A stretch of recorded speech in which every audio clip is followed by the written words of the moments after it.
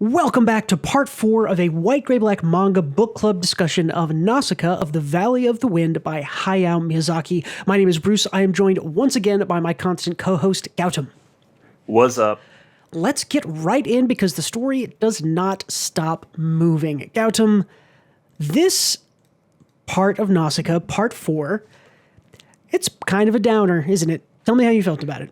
It was buck wild, and it don't stop going. I'll tell you that. It has kept my interest like so much. Usually when I read like these week to week things, I put it off to the last minute. But after the last part, I could not wait to read this part. And yeah, it was a total downer, but in all of the best ways, I guess. Yeah, this was the most intense. It just keeps getting more and more intense and more messed up, right?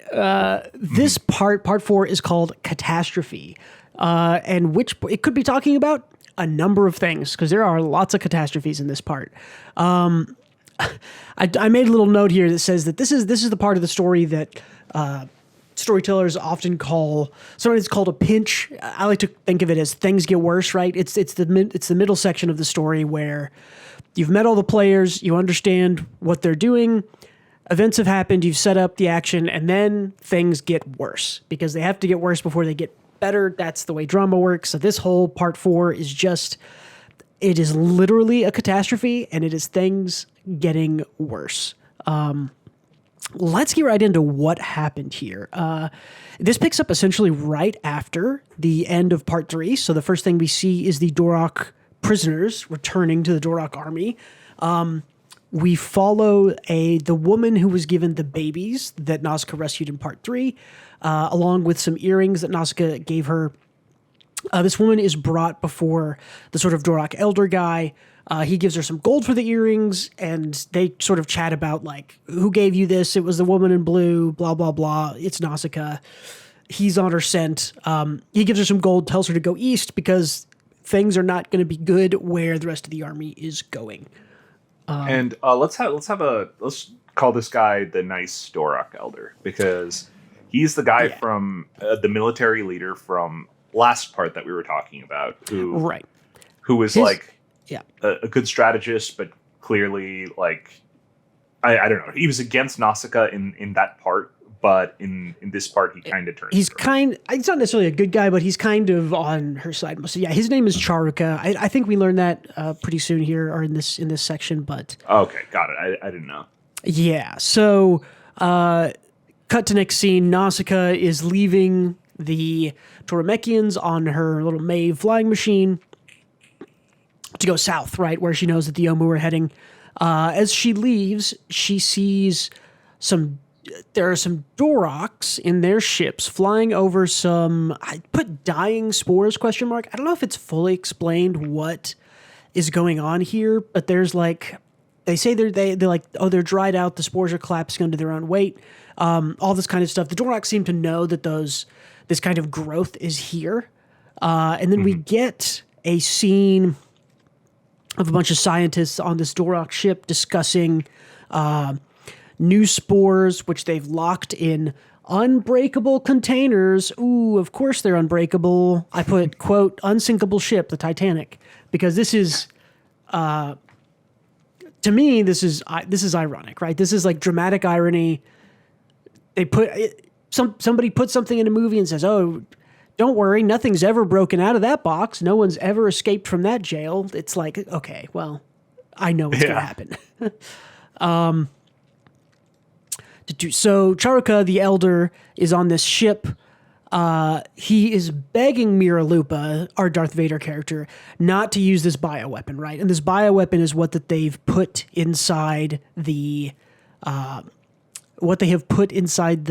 these containers, right? Yeah, so, effectively bats. Yeah. Right. So he's begging them not to use it, which kind of is our second or third little evidence, like you were saying, that like Charuka's not a bad guy. He's trying to avoid using the bioweapon. He's, saved the woman and the 2 kids. Clearly he's more shades of gray, I guess you could say, in a typical way. So they put the spores in these unbreakable containers. They have like a freezer in their ship, keeping them cold. They say will keep them from growing. They put them down there, and before the scene cuts away, we see one growing inside its container. So again, pretty obvious what's going to happen here. Pretty big foreshadowing for what we'll see coming up in at the end of the chapter. Essentially, I think is when we get back to this. Right. So the next thing we see the Valley Boys. They're flying their little ship, and they are looking for Nausicaä and also Yupa. They land in a town, they ask around, and they find his chocobo, his bird, who apparently, we learn, is the female partner of Nausicaa's bird, who we saw die, of course, at the end of part 3. So, and the Valley Boys now know this because the bird that they find, Yupa's bird, lays an egg, and they say something about how these bird partners only lay eggs when they know their partner has died, so they're worried. But yeah, that's a pretty interesting little lore thing here. World building in Nausicaä has been great. There's all these cool little details like this, like the chocobos and the insects and everything. Yeah. So it makes sense. Kai, Nausicaa's chocobo. I didn't even put it together, but I guess it makes sense that Yupa's chocobo and hers are married. Rest in peace. Yeah. So, cut again. We are back to Asbel and Yupa and the girl whose name I forgot that I wrote down, Ketcha, who are under with the forest people. They're being shown a massive egg place, bunch of eggs put down. And the forest people tell them, they say that insects will lay a great many eggs before taking great migrations. So again, everything is sort of, the whole story at this point, and especially now, feels like it's starting to kind of all flow. Like things kind of break open in part 4 and they all start flowing downhill towards the Daikai show, right? This big kind of cataclysmic event that we've been told about. And this is part of it, right? All these bugs have laid eggs, they've found them, and they've all left. So the forest people say, they ask like, they're in like a cleared area, right? Because Yupa's noted in part 1 or 2, I don't remember, where the Sea of Corruption essentially is like cleansing the land below it. So if you go deep enough, it's clear and empty. Yupa asks the forest people, says, hey, how long is it going to take for the forest to clear all this stuff? And they're like, oh, not too long, maybe 200 years. And he's like, that's a long fucking time. They all kind of discuss and talk about Blue Clad. They literally are all like gossiping about Nausicaä because everyone's met her. She's this, the forest people have her as like I guess there's some kind of prophecy or something like that they have. So the forest people then send Yupa, Asbel, and Ketcha on their way outside the forest. They say, go for half a day and you'll reach the edge of the forest. So we cut again to the Valley Boys flying over the Sea of Corruption. Real quick, Yupa had an interesting thought on about Nausicaä here, where the forest people say this, of course, like you said, the person clad in blue is supposed to be some kind of savior for everyone, and that savior in blue is revered by the forest people.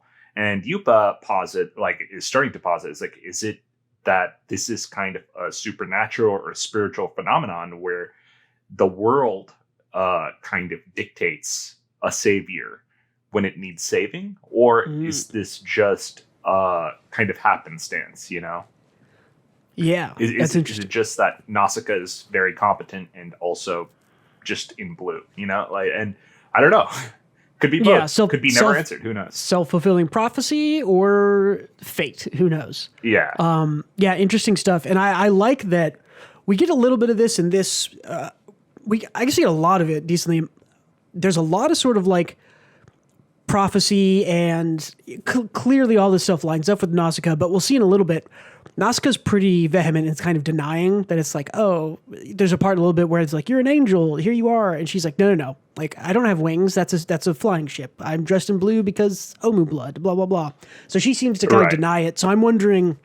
As she should. Yeah, well, and I'm wondering if by the end of I wonder if if the prophecy is fulfilled, and it's very sort of classic fantasy where it's, yes, you are the chosen one, go and do your duty, or if there's I wonder if there's a reversal in the end here where she denies it, still saves people. I don't know what's going to happen, which I think is cool. I don't think that will be answered. I think it's more so Nausicaä will get it done, and it's up to the audience to determine whether, hey, is this like meant to be like a prophetic thing, or is Nausicaä just that fucking good? Yeah. Who knows? Either way, I'm interested in seeing if they actually deliver an answer to that. Yeah, me too. Very curious. Let's see. Yeah, cut to the Valley Boys flying over the Sea of Corruption. They come across another Dorok battleship. There's a lot of like coming across Dorok battleships in this part. There's like 3 or 4 different situations where it's just like cut to new people, they find the Dorok battleship, and shit's going down. This is, I think, the second time, maybe the first time. Anyways, this Dorok battleship is carrying a half-grown god warrior underneath it. So it's literally just carrying like a huge half flesh, half steel like dude underneath it. The Valley Boys, they said, we got to take the ship down. Doroks are bad. That's a god warrior. We got to kill it. They try to shoot some missiles at it. The god warrior appears to like half wake up and sort of like take a swipe at the Valley Boys with its hand and closes its hand. They dodge this. The Valley Boys then get shot down by another Dorok ship that was with the god warrior carrier. They go down and crash. The Doroks that are on the god warrior plane, one of them notes that like, hey, its hand is closed. It wasn't closed earlier. And they're all like, ha, no way, bro. Not true. It can't move. It's not alive. It's dead. Clearly, man, you're imagining things. And it's like, boy, yeah, I think we know what's going to happen here. Well, I also remember at one point with the God Warrior, they're like, someone was like, oh, it's moving around like a baby would, like, and I think the Valley Boys, I think, talk about the Valley Boys, I think. Yeah. And another Valley Boys, like, it is a baby, it probably just woke up. It is acting like a baby. Yeah. And that made me think, because there was another line where Nausicaä calls an insect, it's like, oh, this child is suffering. And it's like she called like the fungus later on in this chapter. It's like, oh, this child is just scared or something like that. And someone thinks child, Yeah. I'm wondering if this God Warrior is also going to be quote unquote a child, it's like just something that gets along with Nausicaä, Yeah, or clearly it's a force of nature without maturity, right? I mean, if you give if you gave the nuclear button to a baby, the baby's just going to press it. Baby likes to press buttons. So that's kind of the same thing I'm feeling here. Yeah, I just have a feeling Nausicaä is going to get along with it or something. Yeah, for sure. That doesn't happen in the movie. I won't tell you what happens there, but well, yeah. I mean, so speaking of the movie, I haven't seen it yet. You've seen it 10 years ago or something. This is the time to note, while we're speaking about God Warriors, that I know that one of these shows up in the movie, and I know that it is mostly animated by Hideaki Anno, who is the creator of Evangelion, and I want to draw some pretty clear parallels here between the God Warriors and Evangelions. These God Warriors to me, look, I'm a huge Eva fan. They are very much just Evangelion. They're like they're a prototype Eva. Yeah, absolutely. They are just a prototype Evangelion.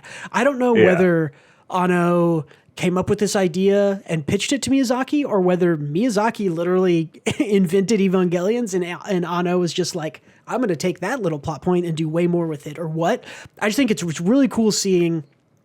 I think it's the former, the latter. I think Miyazaki came up with God Warriors and inspired Eva like that. It's just very cool to see, like, there's lots of visuals of the God Warrior, even just in this chapter, that's like, for instance, the ship kind of carrying it underneath it. Like, that is how, I think we're introduced to Unit 2, is like a bunch of ships carrying Unit 2 and they drop her in the ocean. It's like just a literal, like, one-to-one imagery of like, oh, a big ship carrying the sort of proto-human flesh mech below it. That's a thing we see in Eva. The way that they move, the way that they're sort of childlike. They have consciousness, but it isn't fully formed. Spoilers for Evangelion. Except this one has the best Eva pilot of all, or this series does, Nausicaä, who can just get along with all things. I feel like Nausicaä is a mom to all the babies and little kids in this universe so far I've seen. So I think Nausicaä will get along with God Warrior if it actually has thoughts, you know? If it Could you imagine dropping Nausicaä in like the middle of Evangelion universe and having her just like fix the other Eva pilots? Someone so like well-adjusted and kind and good and pure and pragmatic as Nausicaä in the middle of like a bunch of abused, like depressed kids and a clone who have no idea what they're doing except for getting in mechs and piloting them. It would be funny to see. It sounds like an unstoppable force, immovable object situation with Nausicaa's kind of compassion and like well-adjustedness versus Shinji's depression. It's like who comes out the other side like the other person, you know? Does Shinji get fixed? Does Nausicaa get depressed? Who knows? Yeah. God. That'd be funny. Anyways, that's our short little stint into Hideaki Anno, who helped with the Nausicaa movie, Evangelion. Back to the story. So the Valley Boys crash, and Yupa and his little group, they see them crash. These two groups meet up. This is part of the story again that tells me that we're sort of on the downhill slope of the story. Because generally, if you have all these multiple storylines, you split people up. You have to split people up, they do their thing, and then they start coming back together. To me, this is the first step of we're bringing people back together. I assume by the very end, all these players, all these actors will be in the same place. But here we brought together the Valley Boys who were searching for Nausicaa and Yupa and Asbel. And so now we have sort of consolidated one storyline, essentially. So they all kind of chat about... The Valley Boys chat about the God Warrior. They talk about Jahil's death, Nausicaa's dad. Everybody talks about Nausicaa like she's Jesus, because she essentially is. They're all like, oh yeah, Nausicaa, she's great. We met her, she saved me, she healed me. It's amazing, we're looking for her, we need her. It's very funny to me how this kind of big group of all these people are all just sort of like in awe of Nausicaa, and they have all encountered her, and they have all been essentially saved by her. It's just very funny. Yeah, she's effectively the symbol of hope. Yeah. So at the very end of this scene, they sort of look off into the distance and they can see a large migration of flying bugs heading south. And south is where we know the Omu were also headed.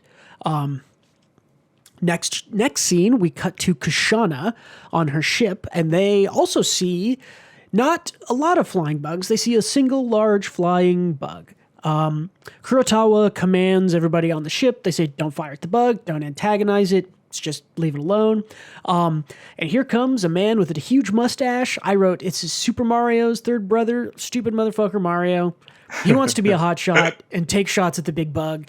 He literally like knocks the gunner out of the way and is like, hey, if I get it in one shot, you owe me $1,000. And this is like a little bit of dramatic irony, because right? You know that this is bad. You know that he didn't hear the command or is just disobeying it. You know stuff's about to go bad. Before stupid motherfucker Mario takes his shot, Kurotawa's plane, they look behind them and they see this, I assume the same big, huge wave of flying bugs is coming up behind him. Stupid Super Mario takes his shot, kills the bug in one shot. Congratulations, you've won yourself $1,000 and instant death. The next note here that I wrote just says, all hell breaks loose, because pretty much from now until the end of the chapter, there's only like one pause. Everything else is being fucked by bugs and slime mold and spores. It's just like absolutely an avalanche from this point forward. Shooting and running, Kushana and Kurotawa get away in their ship. The ship with stupid Super Mario on it gets annihilated, like I said. Kushana wants to use the sort of commotion caused. The commotion caused by the bugs and the spores coming. They land at an army base, which does have some of her army there already, but she's going to try to take it back. That was the plan before the bugs showed up. Effectively, they weren't being controlled by anyone aside from her brother, one of the princes, who just took control of portions of her army. And they're recapturing control in all of the chaos by saying, "Hey, the bugs are coming! The bugs, get in the fucking ships!" You know, and like, they're not lying. They could have been lying, but they're not lying. They're just exploiting a situation. Yeah. Again, this is sort of. I'm trying to think of what this reminds me of. It kind of reminds me of like Saving Private Ryan, like the D-Day scene almost. It's just like chaos and slaughter from here to the end here. Yeah. Kushana and her group, they're in their plane. They get cut off by a huge armored corvette, which is manned by one of her older brothers. Like you were saying, her older brother here is the one that's like in command. Kushana's ship gets hit and is like almost completely destroyed. They open fire on her from this armored corvette. Kurotawa is what looks like mortally wounded here. Essentially very, very wounded. Bro is fucked up. Yeah. Yep. Sorry, I got something weird in my mouth. Okay. Yeah, we then sort of meet Kushana's brother, who comes out, another fat dude, not much else to say. He literally steps out and instantly like looks at Kushana and is like, "Hey, your mom," and like starts insulting her mother. And Kushana does not like this. I like this characterization. Again, I think Kushana is still like my favorite character in this. I like this because it's, you know, someone comes out and insults your mother, like, okay, sure, whatever.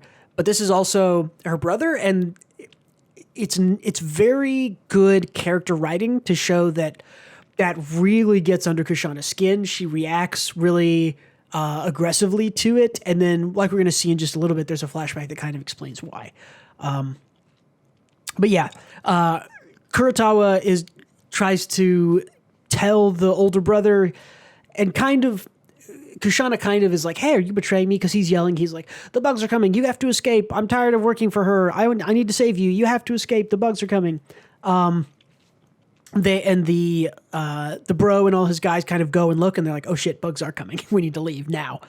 Kurotawa then kind of is like, "Hey, I got him, Kushana. I'm on your side, actually." He says, "Hey, get in the ship. I'm going to throw it into full reverse. That'll get you out of the way, and you'll be safe." So yeah, they do this. Kurotawa really proving to be way more loyal than I expected. Yeah, again, this is one of these guys that in chapter 1 we were like, "This dude's a motherfucker. I hate this guy," and by now I'm sort of like, "What an honorable dude. I like this guy."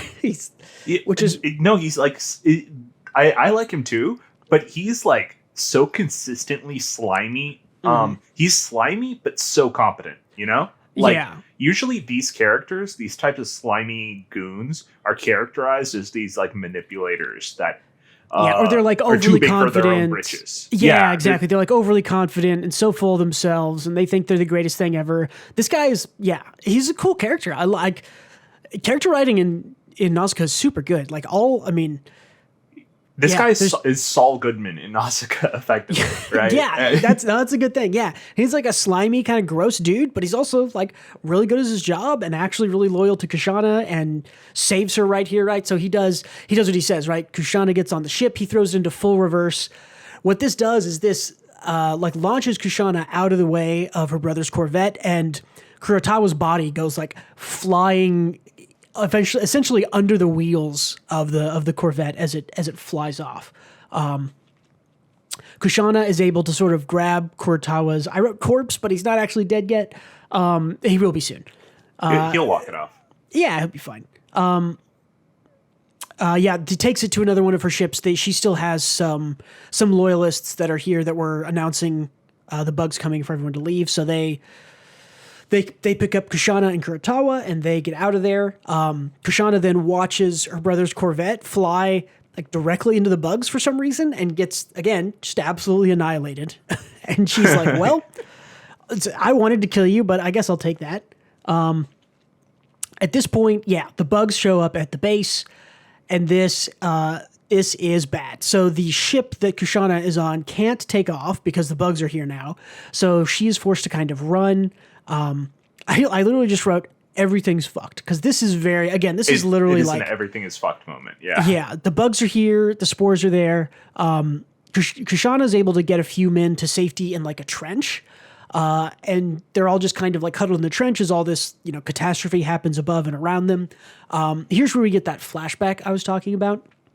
We have flashback to Kushana visiting her mother, who is mentally unwell. We learn from drinking a poison that was meant to make Kushana this sort of mentally unwell person. So she did it to sort of save her daughter.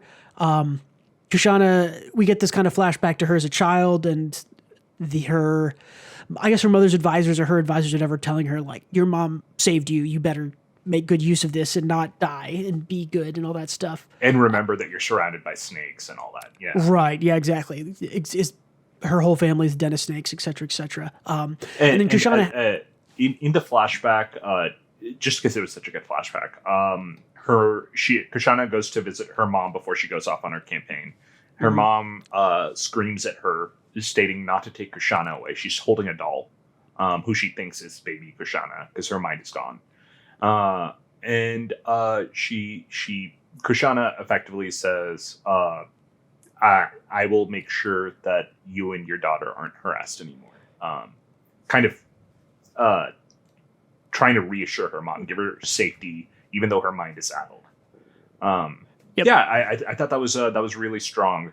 There was also one, I think someone mentioned next to Kushana that Kushana is the last person of pure royal blood remaining, which means the king, the emperor, and her mother are royalty, and she is like purebred royal, whereas I'm assuming her brothers are her brothers are all from different people.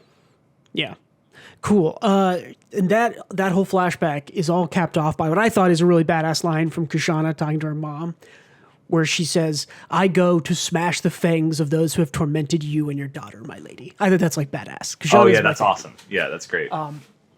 So Kushana sort of smiles back in present day out of the flashback. She smiles as she sees the bugs so close.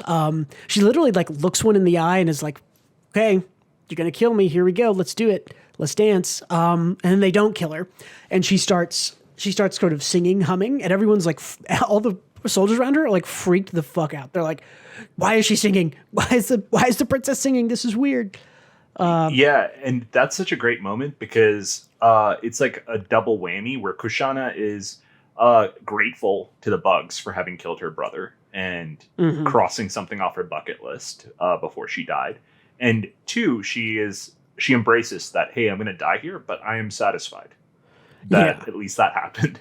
Well, and it's also, I think, I think it has really interesting implications in that she kind of like looks, by the way that I read this part, she kind of looks at this flying bug and like connects with it. Maybe not quite in the same way that Nausicaä does, but I think she sort of, I don't want to say she like reaches out and feels for it, but she sort of like accepts what's happening and she doesn't hate the bug for what it's doing.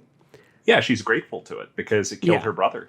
And even though it was going to kill her, of course we know, the audience knows, that the bugs really don't attack unless provoked. And they're weirdly just kinder than people, right? Like if they see like people harmlessly hiding, they won't attack them.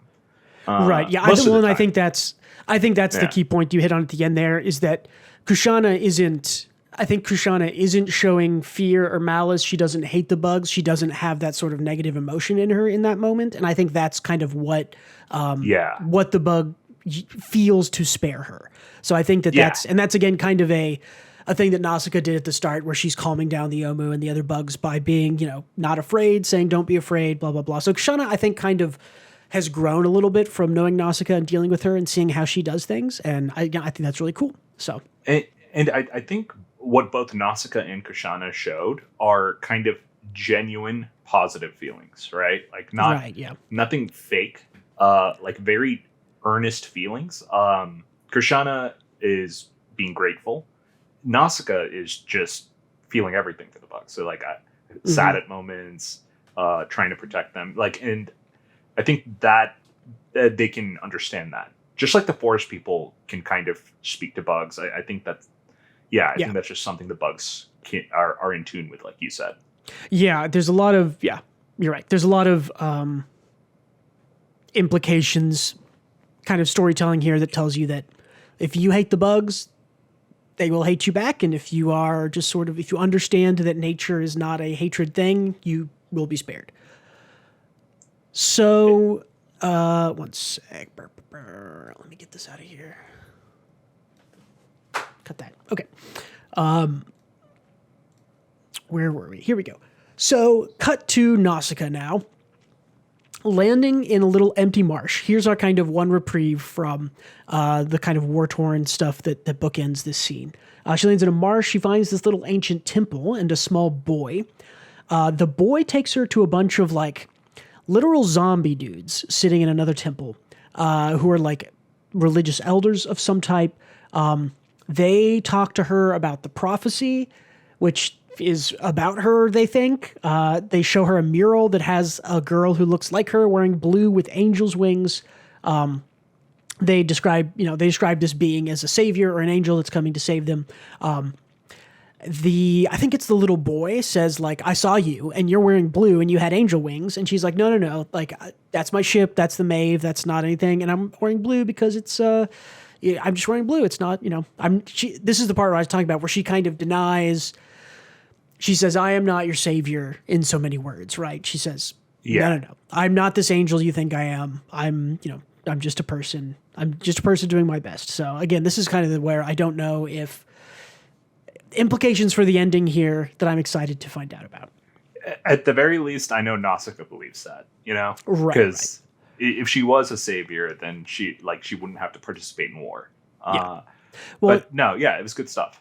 And this is much more interesting, in my opinion, than this sort of learning the main prophecy character learning about the prophecy and being like, I fit all these things. This must be me. Now I'm the prophecy person. I have all these like things to live up to. I like more that Nausicaä here is not like, oh, all these people think I'm going to save them. Like, I have to live up to that. I have to do what's right. I have to be the savior. She's just like, no, she's just like, I was taught to, and she says it in this next part, right? She says it in a little bit, but she says, where did it go? Yeah, there it is. So the elders talk of omens and of the apocalypse coming and blah, blah, blah. Nausicaä wants to know if there's a way to stop the Daikai show. That's her main concern. She tells these elders, she says, why do the plants and the bugs and the insects have to suffer as well? And they tell her destruction is inevitable. And this is the part that I was leading to, where she counters with, hey, I learned from the god of the wind in the Valley of the Wind, telling me to live, how sacred life is, which clearly this is sort of like, okay, yes, this is Nausicaä's point of view. This is her religion, blah, blah, blah. And this sort of ties back into what I was saying with how she doesn't embrace the savior role, but she just says, who I am is just someone who values life above all else. So I'm going to, take my action to preserve that life. I'm not your savior. I'm just doing what I think is right. So. Yeah, that's freaking perfect. I think that kind of attitude and reasoning is why I don't feel like Nausicaä is a Mary Sue in any way. No, I don't feel like it either. I mean, she also pretty consistently like makes mistakes and messes stuff up, especially at the start. I mean, even in, her bird dies. Her bird dies in part 3. She's definitely not a Mary Sue. She's very competent.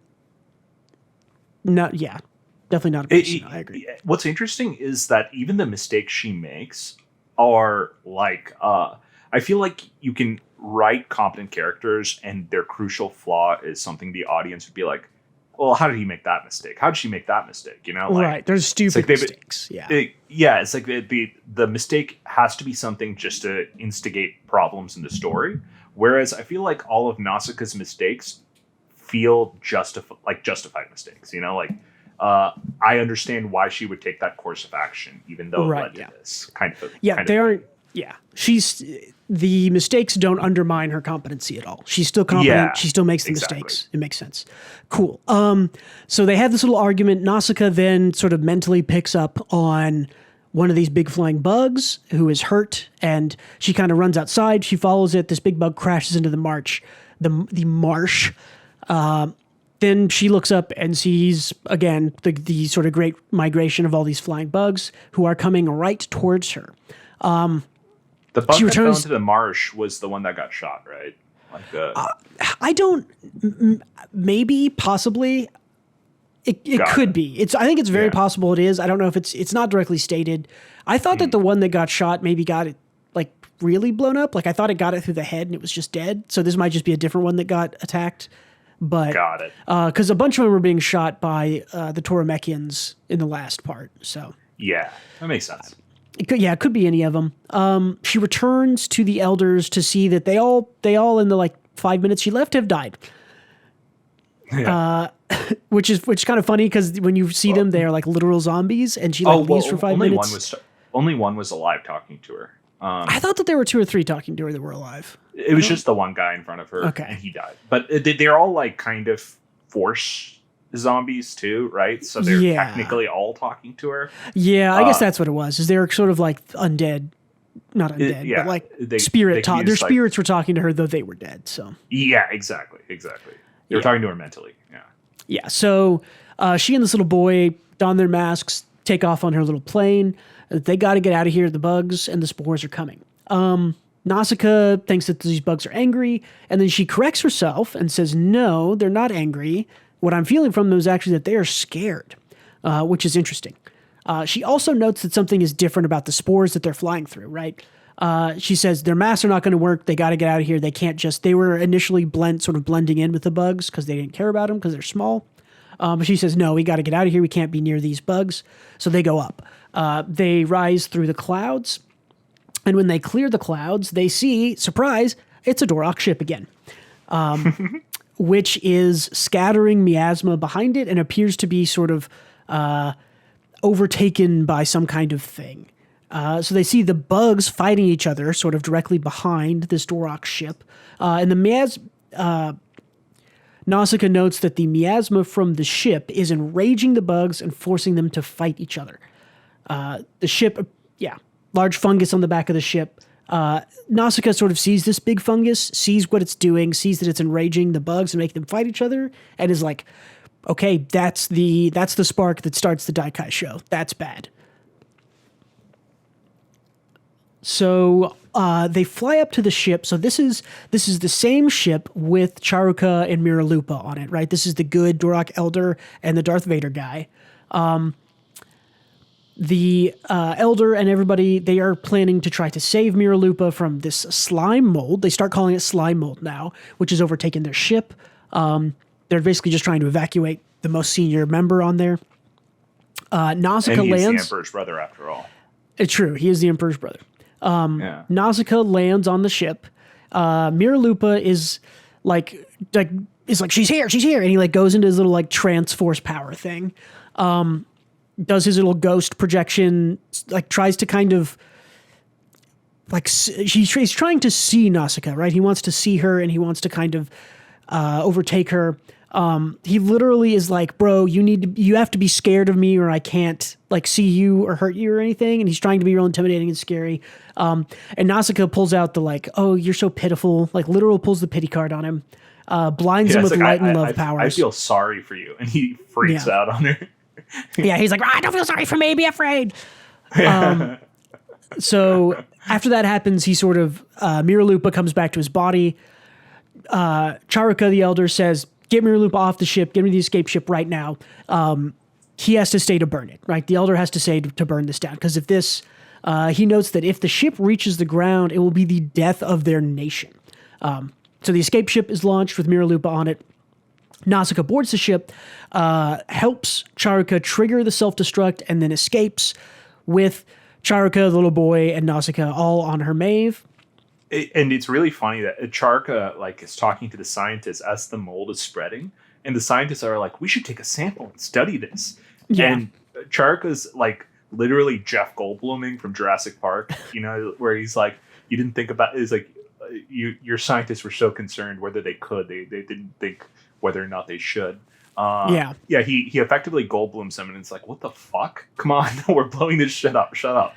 Yeah, there's another scene in just a little bit that's exactly the same. I think that this this chapter in particular seems like a pretty scathing attack on, I don't want to say science. It's not just scientists at large, right? It's the scientists who sort of use nature to produce, I mean, specifically weapons, but even more so than weapons, I think this is just a scathing attempt at the kind of scientists who do not care for their nature and are more concerned with their science, right? Stuff like animal experimentation and plant experimentation and all the, and, you know, deforestation, those kinds of things. To me, this felt like a pretty severe critique of those types of scientists with the way that these scientist characters act in this chapter. Yeah.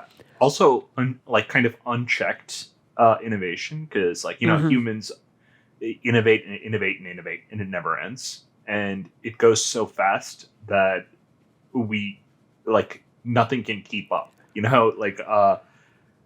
I don't know if this is exactly the point that Miyazaki was going for, but it kind of reminds me of AI technology adapting so fast nowadays that laws can't regulate them because nobody expected this. Yeah, it is.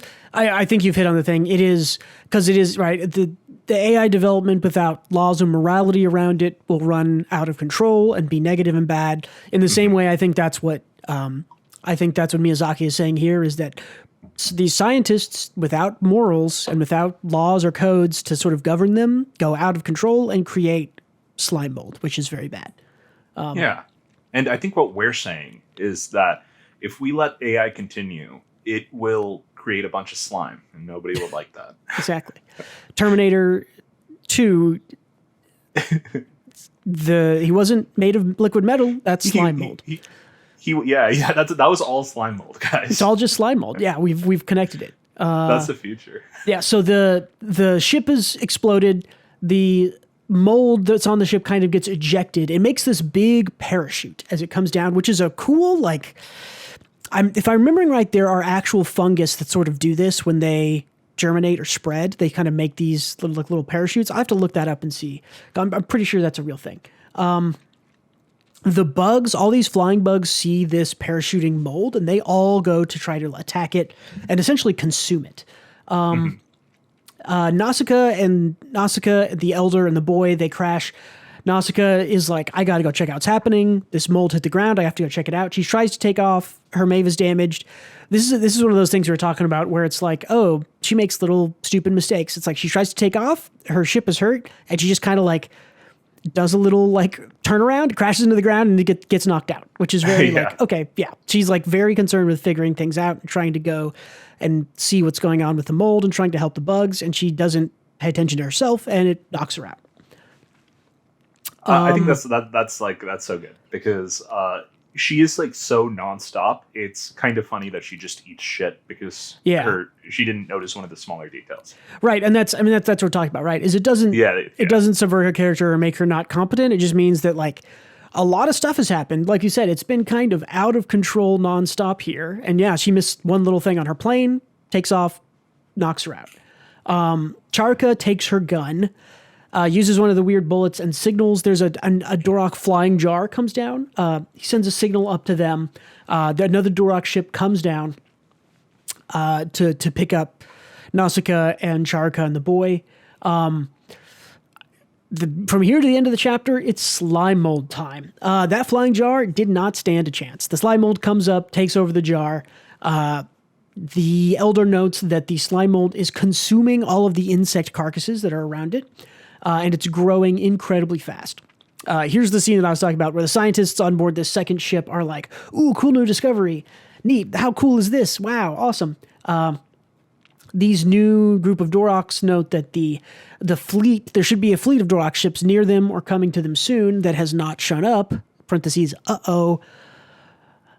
There's some psychic talk, and Nausicaa shows Charka that the Omu are also coming south in this direction and that the Daikaisho is coming. He's terrified, obviously. He also says that the Daikaisho is heresy, not going to happen. We don't believe that's true. It's against our religion. But I think clearly he's like, oh, this girl is showing me the truth and the future, and I'm going to deny it because that's easier for me than accepting what I'm seeing here. I'm going to ignore that my boss just had a meltdown and needed to go take a bath. Yeah, exactly. After his weird meltdown. Yep. So this Dorok ship flies off with them. They find a bunch more land, like a town city essentially covered in this slime mold. Someone notes that they saw like a single ship escape from this town that was packed with people and like obviously fleeing this slime mold. During all this time, Nausicaä wakes up on the ship. She feels something trying to like pull her down. And then she like flips out and is like, up, up, up, climb, ship, climb. The elder is like, yes, climb. And their ship sort of jettisons up and like narrowly dodges the slime mold arm, like reaching up for them from below. Like they literally point out that this slime mold was like coming from their blind spot. And everyone is like, oh shit, is this slime mold like an intelligent creature? So, yeah, I'm interested to see what happens with the slime mold. Is it like going to truly reach sentience, or is it just this kind of smart thing? I don't know. So I like thinking about it. I thought at the time that it's just because the ship was giving off heat and the slime mold just wanted to eat whatever was giving off heat. But Nausicaä did say that the slime mold was a child, like she referred to. And she feels it like reaching for her. She feels like a Yeah. personality, a spirit, like reaching, grabbing, like kind of calling her down. So this is like 100% sentient slime. And in some way, it is for sure sentient. Yeah, because yeah, the scientists, they're all like, Nausicaä, I think, asks if there's more mold spores or slime mold on the thing, and the scientists are like, yeah, they're in the containers. No way, they're unbreakable containers. They're frozen. No way an iceberg could sink the Titanic. They sort of go down to the freezers to check them. Nausicaa's like, wait, there's one missing. Where's this one? The stupid scientists have brought one of their frozen mold containers out of the freezer. Charika is like, hey, if those spores are not frozen, they are literally explosive. Nausicaä, again, her super proactivity, why she's a cool character. She jumps into action, grabs the pod, like it starts like exploding over her arm and like yeets it out the back of the ship. It just spreads again into one of these cool little parachute things. And there's a really interesting imagery, I guess, where the slime mold from the ground is kind of reaching up to like get this child slime container. And they sort of meet up, and then the slime mold on the ground retreats. They jettison the other spores down, and the slime mold kind of accepts those. And yeah, that's the end. Shit's fucked. The slime mold's out on the ground. It's sentient. It knows where the rest of the slime mold is being grown, and it's going to go after it. I assume the Doroks have more of this maybe somewhere that they might be getting tracked down. So they already kind of fucked themselves by throwing the slime all over their like front yard. Yeah, pretty much. I mean, they say it earlier, right? He's like, if that reaches the ground and is allowed to survive, like our whole homeland is going to be destroyed. And it kind of looks like that might happen now. Yeah. Unless, well, they also have kind of the God Warrior to maybe burninate all the slime. So who knows? Yeah, I was gonna mention that. So that's kind of where I think the story is going, right? Clearly, there's this kind of human power. There's this God Warrior. There's the massive power of the Omu and the insects, and then there's the slime mold. And they're all going to come to a head at some point. And no one's going to win. So I don't want to predict who the winner's going to be. But what do you think happens? Because I think this is probably going to happen the next 2 or 3 parts, obviously. So all those things meet up. It's the Daikai show. What do you think? I think the only winner is it can be Nausicaä in this manga, and the rest of the world by proxy. Right. If we're going to call a winner right now, that is the only winner I see possible, because this is a very anti-war manga. Yes. With a lot of war in it. I like that they kind of characterize both sides. There are a lot of good Doroks out there. I think Ketcha, for example, is very endearing as a character. Mm-hmm. I'm glad they included her. Like, I thought she'd be kind of a one and done kind of side character, but she's been in this whole fucking volume. Well, I mean, and I thought Charka was going to be a sort of, he's just the kind of general of this war scene, and then once the war scene's over, it'll be over. And it's like, nope, he's a huge major character in this part. The elder who Nausicaä saves and helps and stuff. Yeah, I mean, So what did you, I mean, thoughts after we went through kind of all the things that happened? Because it's a lot. How are you feeling? What kind of, yeah, talk to me. Yeah. I guess we could do kind of a how we feel about it summary, since this is the first big.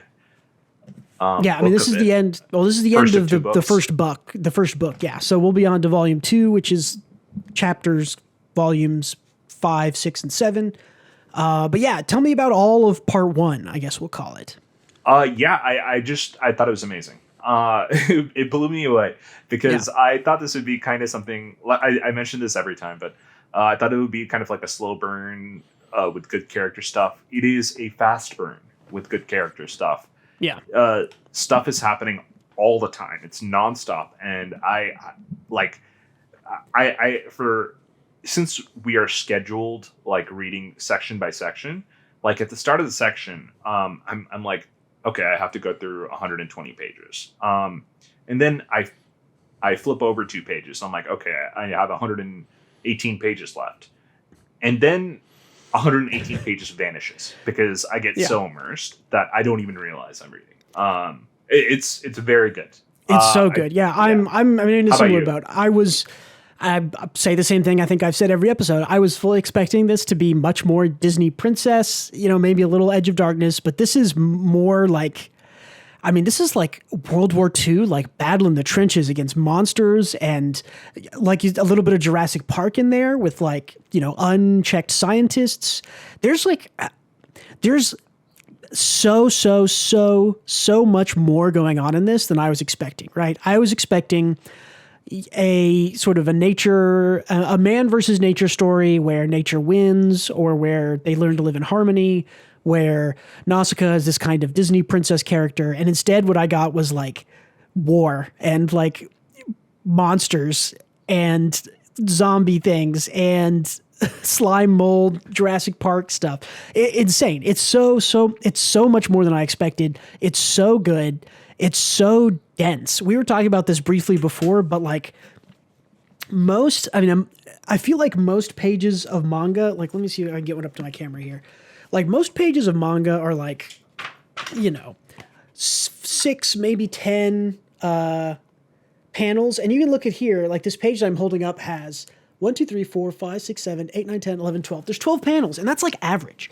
I legitimately think that this is easily like 2 pages per page is like the amount of content we're getting. And so, 120 pages is like, it's only 8 chapters, but it feels like it's like 20 chapters because so much happens, because so much is packed in every page, because there's so many panels, there's so much art. It's nice that it's on a big book. I think one of the reasons, I mentioned this maybe in episode 1. I had tried to read this previously on my phone, which, most manga I read on my phone. Most modern stuff is fine. They're all sort of, the page layouts are fine. And I was having a hard time. And I think part of that is because it's like, these pages shrunk down. Like, I'm not able to get 13 panels in a phone-sized screen and absorb all of that and enjoy it. But having this big book and these big pages really helps. So, Nausicaa's, it's amazing. It's so good. It's so much better than I thought it was going to be. It's very good. Yeah, and let me give you kind of an example, and you can let me know if you agree with this or not. But it reminds me a lot of Animal House. And bear with me. Hold on. I'm bearing. Animal House was kind of the progenitor of party movies. Right. And after that, it got huge. That genre got huge, iterated upon a million times over. Today we have stuff like The Hangover and all that, which spawned from the ideas from the movie Animal House. Right. Nausicaa kind of inspired a ton of different things. And having not read Nausicaa, I felt going back to reading Nausicaa would be treading over water I've already tread over a million other times that's been iterated upon better than what was like the first version of it. And Nausicaa has been iterated upon. It's had its influence and impact stolen, used, copied, whatever you want to call it, and done very well in other places. But it does, like, Nausicaa is juggling like 20 balls and juggling them flawlessly, right? It's a weird blend, right? It's this weird blend of like, it's like one part Snow White, like one part like Godzilla kaiju monsters, one part Evangelion, which kind of came after it even, but yeah, one part like World War II, World War One, like imagery and stuff. One part like this, like a dog fighting. There's like planes everywhere flying. One part like nature. I don't know. It has all these cool elements that are combined. And while I do think what you're saying is true, that a lot of the elements in Nausicaa are either one, not original, but sort of pulling from something and combining it in a new way, or two, have been iterated on. I don't think I've ever seen anything quite like Nausicaa. That's quite the blend of all these interesting genres and ideas at the same time. Exactly. It's doing all these ideas and doing them flawlessly. It's like, it is... Yeah. I can look at things that iterated upon Nausicaa or have used themes, ideas, and I don't think they've done them as well as Nausicaa. I don't think because how do you... Yeah, because, I mean, most people are not good enough storytellers to say, okay, I'm going to make a, anti-pollution story that's also going to include war imagery and scientific, scientific experimentation on nature as part of a theme. And also... I think the big thing that surprised me is that I was not expecting like war to be like half of the story. Like this, it's also like you were talking about, it's sort of very clearly anti-war. Kind of in the same way, I wasn't expecting Evangelions. I mean, there's some there's some stuff in here that feels very like Attack on Titan almost, was influenced by, where it's all these different people, and the only reason they're really at war is because, like, who knows? Who cares? They're just at war because war is what they do, and they have these weapons that they're unleashing that they don't understand the power of. That's very in line with, like, what Attack on Titan does, and there's a lot of stories like that, obviously. I mean, Oppenheimer just came off talking about, huge weapons that involve a war. But yeah, I mean, it's crazy. And like you mentioned, it's, like, flawlessly executed. Like, I understand and I don't like the war parts in that way, but it is interesting and enjoyable to see the whole story from every angle executed well, and like not to miss a beat. And the characters are all good, and the side characters are all great, and the plot is good. And yeah, I'm this I think especially part 4 and part 3.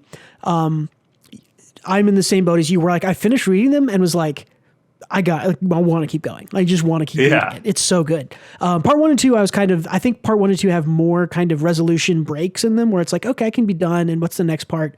Part 3 and 4, just like we mentioned, 4 picks up right where 3 left off. I don't know where 5 picks up, but 4 doesn't leave off at a good spot. 4 leaves off with like, okay, we jettisoned the slime mold. It's still down there. What is it doing? The bugs are still attacking everyone. What happened to Kushana? What are, Yupa and all that group doing? Yeah, it's just, I mean, clearly stuff is getting worse here, and I think probably we have one more chapter of things getting even worse before stuff starts to come to a head and get resolved. And, I think it does war in a very, like, for an anti-war story, I think it does war in a very interesting way, in that it writes the humans to be endearing.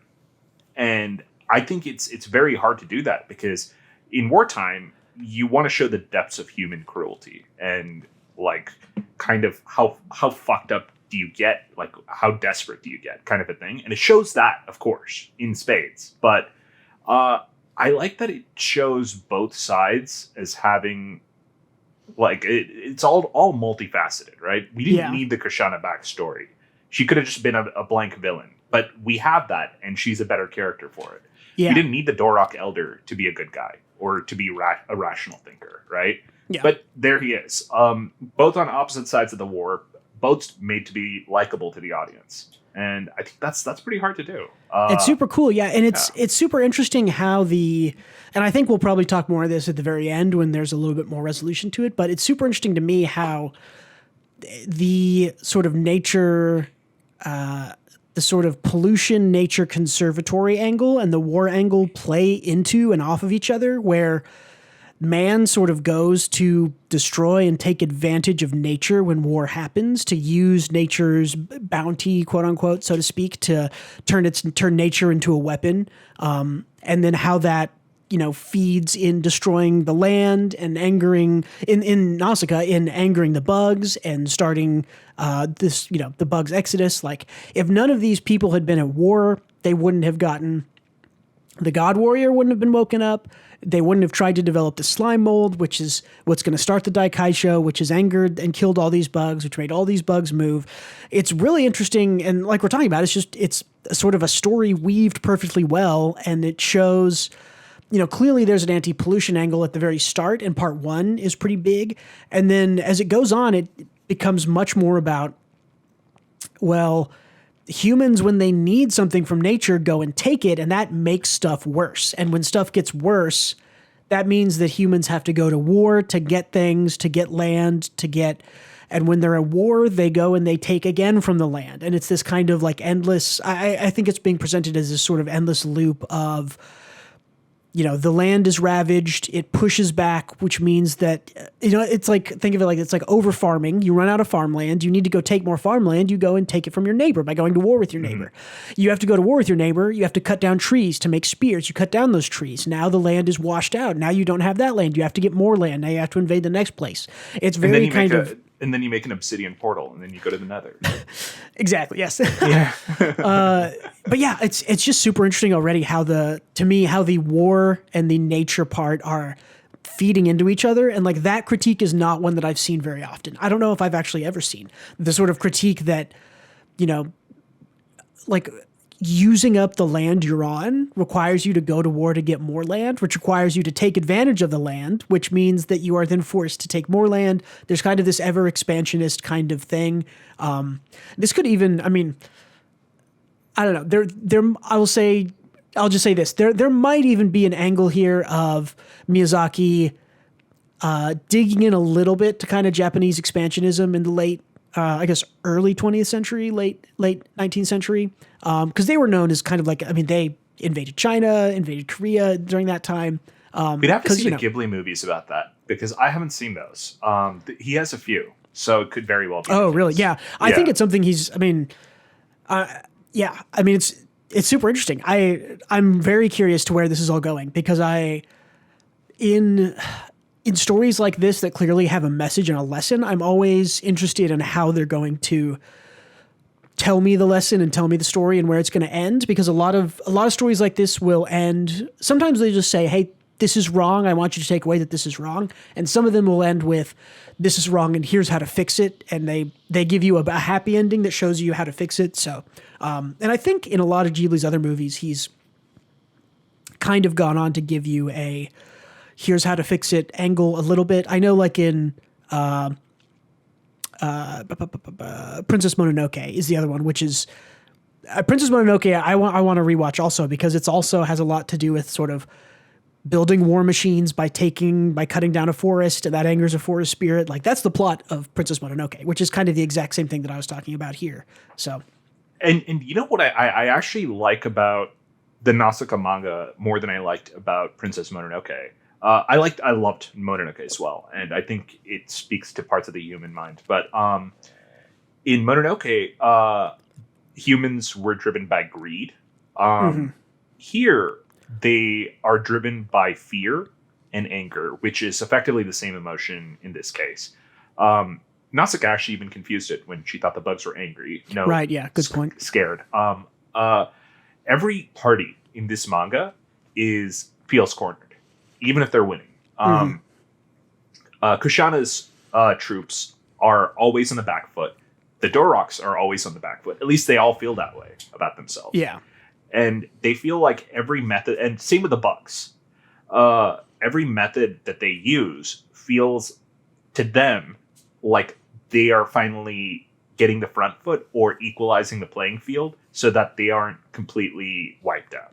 Yeah. So that's like, everyone is going through the paranoid freak out of, oh, they're just going to fuck us up if we don't do this, kind of a mentality. And I think Nausicaä might be the only character who kind of or understands their mindset and perspective, and Well, knows and I that think- everyone is collectively freaking out right now. Yeah, I think it's a good point. I think you can even go sort of a step further in all these warring nations and tie it back to, well, why do all those nations feel like they're under pressure or they're afraid? And it all comes back to the pollution and the sea of corruption and the expanding, and they're afraid of nature, and they're afraid of, it kind of starts with nature, but the nature started with man corrupting it. So it's kind of like you can follow it essentially all the way back to pollution bad, right? Like, Yeah. it kind of, if you get, why is this, if you kind of keep asking why, well, you know, why are the Doroks concerned? Well, because of the Tormekians. Why are the Tormekians concerned? The sea of corruption.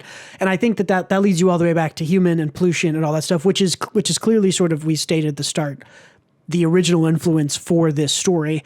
But I think that also is sort of stands in contrast to Nausicaä and the Valley of the Wind, and the way that Nausicaä interacts with that nature she is not at odds with nature, even though that nature is threatening. She accepts it, and because she isn't afraid of it, and she isn't pushing back on it, and she isn't antagonistic towards nature, it's not antagonistic towards her. And that's kind of, I mean, it's hard to say that's what the story is all about, but I think right now I can pretty confidently say that what I've taken from this story right now is that, antagonizing nature, it's going to antagonize you back, and it's the stronger force. So try to live in harmony with it, right? It all comes back to be in harmony with nature, which is very, smoke some weed, 1970s, but it's not wrong. This whole story is let's all just get along.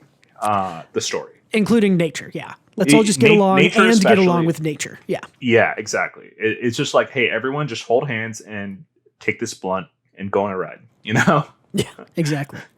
Cool. Well, any last thoughts about part 4? No. My last thoughts were smoke a blunt, I guess. Yeah. Be in cooperation with nature and smoke the green weed. That's our final thoughts here. Cool. Hey, thanks for listening, everybody. That's part 4 of Nausicaä Catastrophe. We'll see you next week for part 5. After that, only 3 more episodes after this one, so stay around. It'll be here on the White, Gray, Black Weekly Manga Podcast channel. Tune in, like, subscribe. See you later. And don't forget to read more Nausicaä.